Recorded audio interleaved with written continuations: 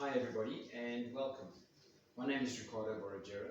I've been a butcher for a number of years, and the point of these short videos is just to inform people on meat cuts, the way to cook, the fat content, grading, and so on. So I'm going to jump straight in with the pork neck. Very versatile piece of meat, and what I've done already is just cut 3 slices off it just to make it slightly bit shorter roast. And what I've done with those 3 slices is I've left one plain, one spiced, and one marinated.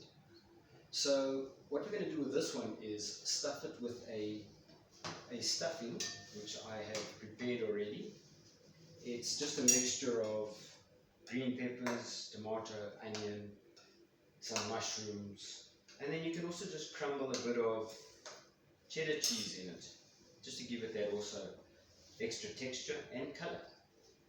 So what we do is we take the roast, the pork neck roast, we'll cut it down the middle to the center, almost right through.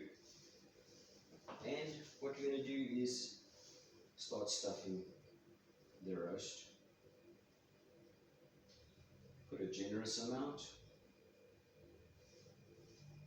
At the end of the thing, we're going to slice them and they're going to look like Swiss rolls.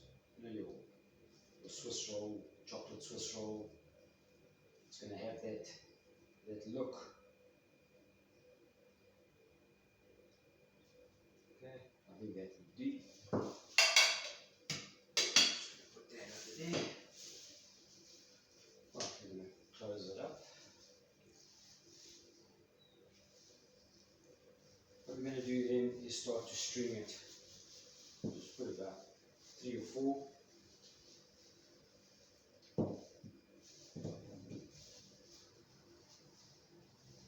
Bear with me. And what we do with this is work on a rule of thumb for cooking is for every kilo you cook it for an hour at 180 degrees. That's the rule of thumb. So for everything and any roast that you get, pork, beef, lamb, chicken, always work on a kilogram of product for an hour at 180 degrees.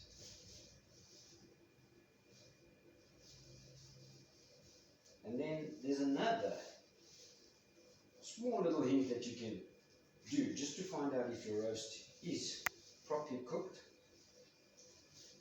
I'll show you that in a second. Just need to do another one more. One more here.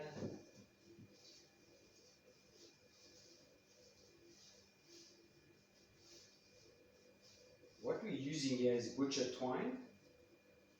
It does look like string, but it's the actual twine that butchers are using.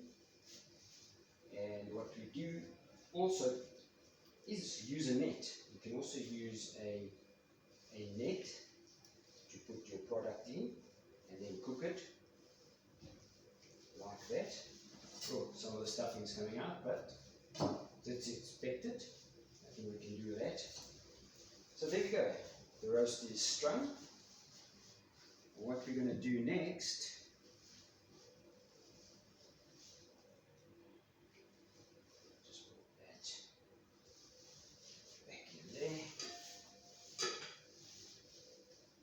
what you want to do, if you don't have a thermometer of sorts, all you need to do is take a society stick or a very thin knife, and all you do is you poke a hole through the center and almost also to the center of the meat. And once you've released it, you'll see a little bit of fluid coming out. If the fluid is red or pink, it's still not done properly. If the fluid is clear, then you know your roast is done and you can stop. So it's a very simple thing to do.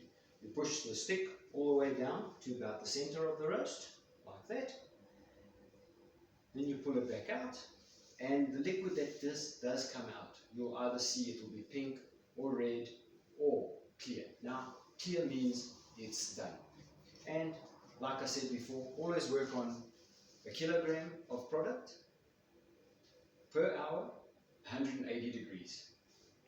And once it's done, when you do cut it, it's going to look like that. So you're going to have, in the center, you're going to have your stuffing and the meat around it. I'm going to leave that here. That's done already.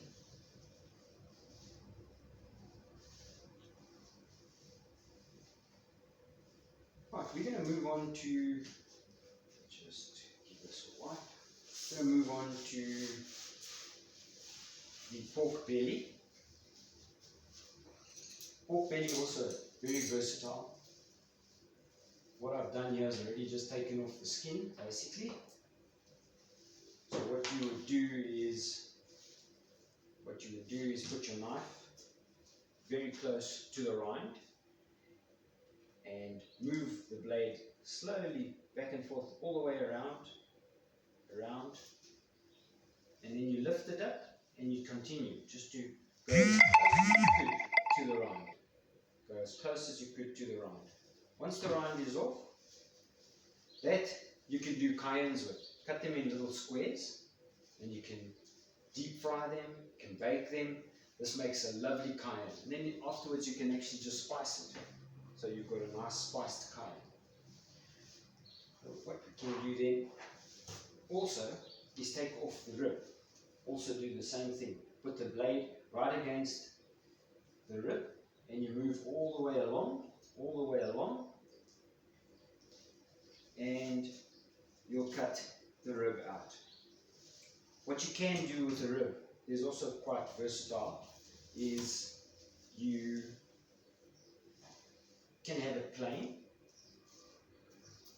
just like this. You can obviously marinate it also, and what you also do is smoke it.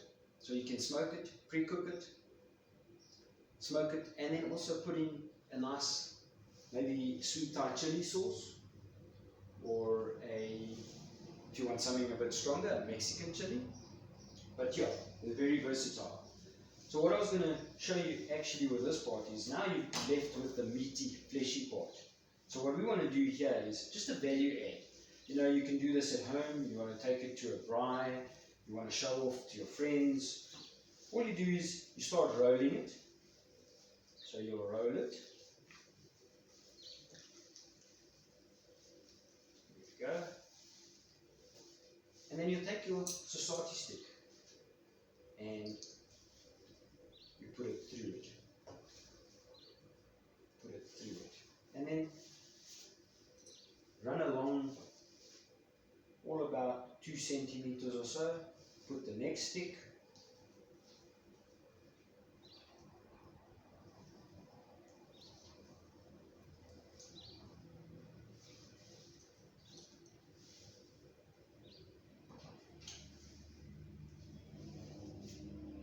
This is great on a braai, really is. And once again, with these ones, you can do the 3 again: plain, spiced, or marinated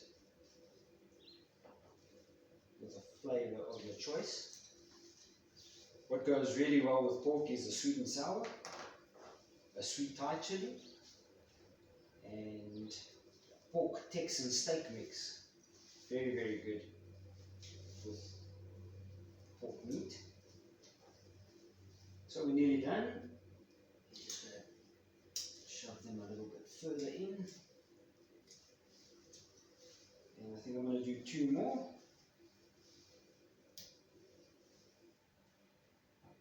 No, I'm going to do 1 more, and that's it. So we move our sticks out the way, and we can start slicing them, each between the sticks. So that is your first cut. I'm not going to do much with that. You can either cube it, you can make some sausages with it, And that's how your pork medallions are going to look. Very nice. On a braai, on a frying pan, baking in the oven. They really are fantastic and versatile to show off to your friends. You're invited to a braai, you're invited to a Brigham braai or a homecoming of sorts. This is something to splash out with. And like I said, it's so easy. You can do it at home. You're doing it at home as we are doing here now, and you take it to the braai and you pop them on the braai, on the grill. So we've got 2, 4, 6, 7. 7 out of them. They look beautiful. How's that? And they look good, eh? So now, like I said, what we can do is we're going to leave two plain, which will be these two, and we're going to do 2 spiced, which we can use a bit of. This is honey glaze, also very, very good for pork. So sprinkle the honey glaze basically on both sides.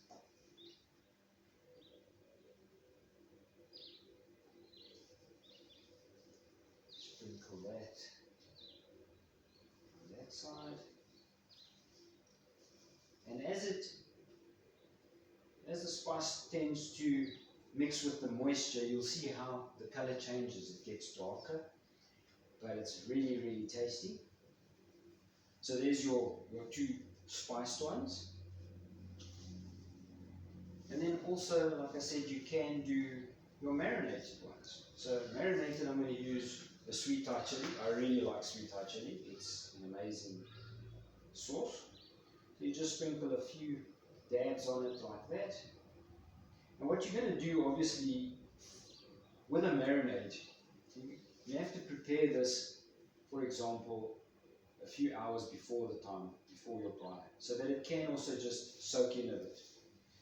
And I'm not going to do it on the other side. I was going to dirty my cutting board, but you'll get the general idea.